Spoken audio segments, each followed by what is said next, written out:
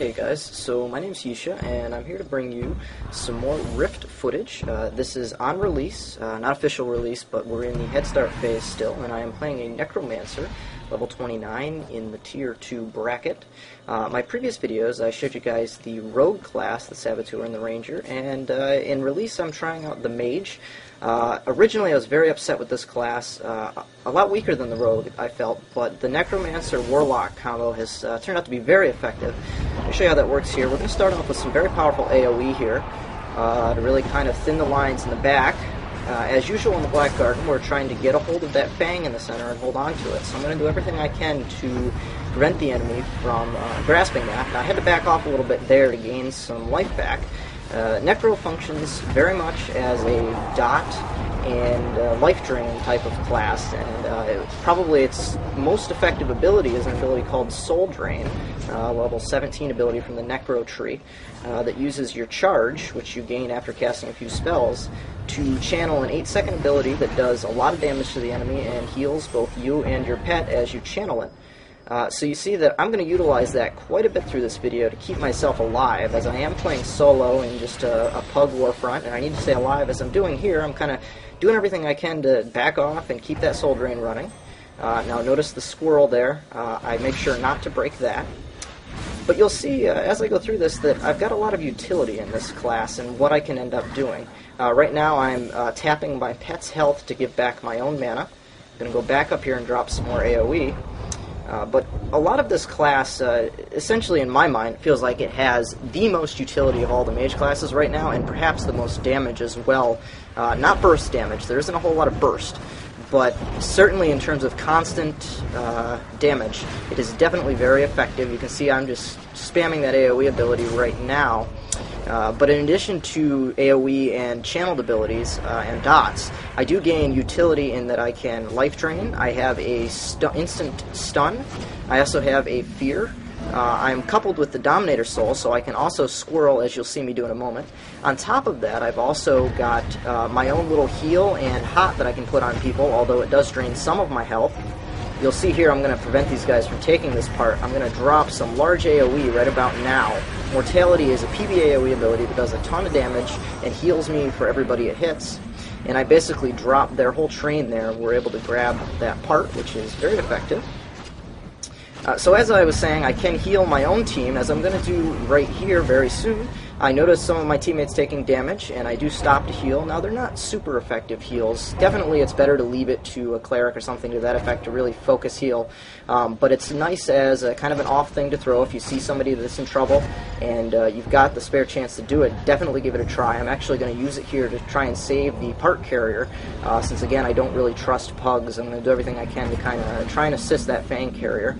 So I do drop some more heals on him. You just have to make sure you've got some of your own life tap dots up, or at least that you've got charge enough to use your soul purge soon after healing so that you can get back your health and you don't leave yourself too vulnerable. So as you can see, I am soul purging there again, gaining back all of my life. Now we just lost the part, the enemy's got it, and I'm going to try and stop this runner here. I throw a little bit of mortality, hoping I'd hit them. Another AoE, drop some more AoE. Alright, and the carrier is now down, and I'm going to continue to just put pressure right around that part and prevent the enemy from getting a hold of it. Just continuing that. You'll see that it really can shut down the enemy from getting on that part, as it's a very big disruption, and it actually does quite a bit of damage as I do that. Now I've got this guy on me right here, and again, this Mage Soul is about the only one that's going to survive the kind of damage of another melee person beating on you. Any other Mage Soul, unfortunately, besides the Chloromancer, is going to have quite a bit of difficulty. And it's, in my opinion, my hope that Treon does something about making the other souls more effective. But for now, this class is a blast. And as you've seen through this video, hopefully, the utility that I have to shut people down, just keep up constant damage, and even save myself from death on this very squishy class is a great asset, and I would certainly recommend this spec to anybody at this state in the game. Not only is it great for PvP, it is absolutely excellent for PvE, since you can take on numerous mobs at a time, and I play on a PvP server, so it also provides the chance for me to actually live and hold my own, and try and survive from getting ganked, which is something that does happen quite a bit.